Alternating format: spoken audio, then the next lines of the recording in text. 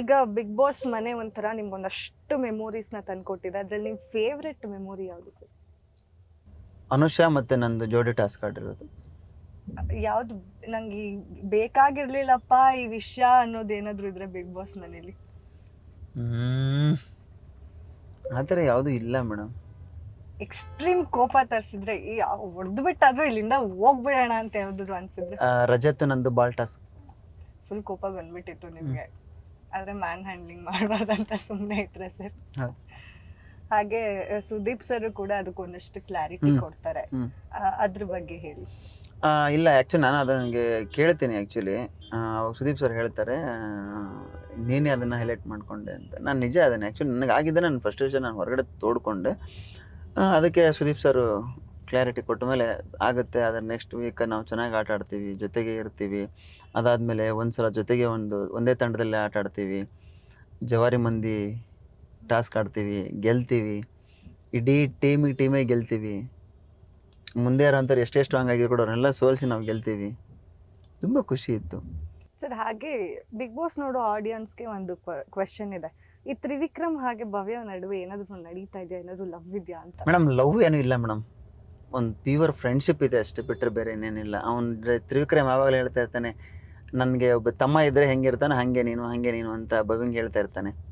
Love ಎಲ್ಲ ಏನೂ ಇಲ್ಲ, ಬಟ್ ಅದೊಂದು ಫ್ರೆಂಡ್ಶಿಪ್ ಇದೆ. ಆ ಫ್ರೆಂಡ್ಶಿಪ್ಪಲ್ಲಿ ಇಬ್ಬರು ಸ್ಟ್ರಕ್ ಆಗಿಬಿಟ್ಟಿದ್ದಾರೆ, ಅಷ್ಟು ಬಿಟ್ಟರೆ ಬೇರೆ ಏನೇನಿಲ್ಲ. ಹೊರಗಡೆ ಬಂದಮೇಲೆ ಎಪಿಸೋಡ್ಸ್ಗಳೆಲ್ಲ ನೋಡಿದ್ರೆ ಸರ್? ಇಲ್ಲ ಮೇಡಮ್, ನೋಡಿಲ್ಲ. ಅಂದರೆ ಏನೆಲ್ಲ ಎಕ್ಸ್ಪೆಕ್ಟ್ ಮಾಡ್ತಾ ಇದ್ದೀರಾ, ಇವ್ರು ಇಂಥದ್ದೇ ಕೆಲಸ ಮಾಡಿರ್ಬೋದು ಅಂತ ತಲೆಯಲ್ಲಿದ್ರೆ ಏನಿರುತ್ತೆ?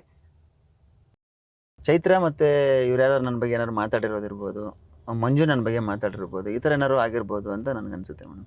ಸರ್, ಬಿಗ್ ಬಾಸ್ ಮನೇಲಿ ನಡೆದಿದ್ದು ಬಿಗ್ ಬಾಸ್ ಮನೇಲೇ ಬಿಟ್ಟು ಬರ್ತಾರೆ ಕೆಲವರು. ಅಂದರೆ ಹೊರಗಡೆ ಬರಬೇಕಾದ್ರೆ ತುಂಬ ಫ್ರೆಂಡ್ಶಿಪ್ಸ್ನ ತೊಗೊಂಡು ಬರ್ತಾರೆ. ಹಾಗೆ ನೀವು ಯಾರ ಮೇಲೂ ದ್ವೇಷ ಇಲ್ಲದೆ ಕ್ಲೀನಾಗಿ ಬಂದಿದ್ದೀರಾ ಅಂತ? ಮೇಡಮ್ ನನಗೆ ಯಾರ ಮೇಲೂ ದ್ವೇಷ ಇಲ್ಲ, ಎಲ್ಲರ ಜೊತೆ ನಾನು ಫ್ರೆಂಡ್ಶಿಪ್ ಇಟ್ಕೊಳಕ್ಕೆ ಇಷ್ಟಪಡ್ತೀನಿ. ಸರ್, ಹಾಗೆ ಗೌತಮಿ ಅವ್ರು ಯಾವಾಗಲೂ ಬಿ ಪಾಸಿಟಿವ್ ಅಂತಾನೇ ಇದ್ರು ಮನೆಯಲ್ಲಿ.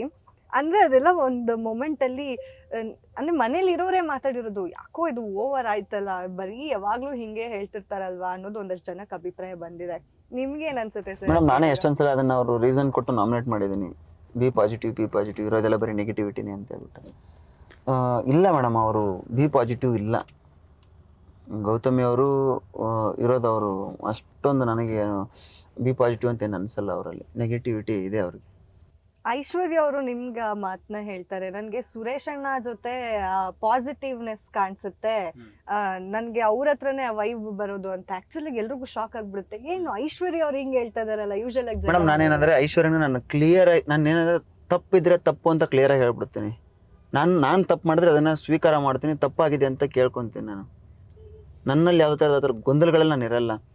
ಆಮೇಲೆ ಅವರು ಒಂದು ರೀಸನ್ನ ಕೊಟ್ಟರೆ ಸರಿ ಇಲ್ಲ, ಐಶ್ವರ್ಯ ಸರಿ ಇಲ್ಲ ಅಂದರೆ ಐಶ್ವರ್ಯನಿಗೆ ಡೈರೆಕ್ಟಾಗಿ ಹೇಳಿರ್ತೀನಿ. ನಾನು ಐಶ್ವರ್ಯನ ಬಗ್ಗೆ ನಾನು ಹಿಂದೆ ಹೋಗಿ ಮಾತಾಡಲ್ಲ ಜಾಸ್ತಿ ವಿಷಯಗಳ ಬಗ್ಗೆ.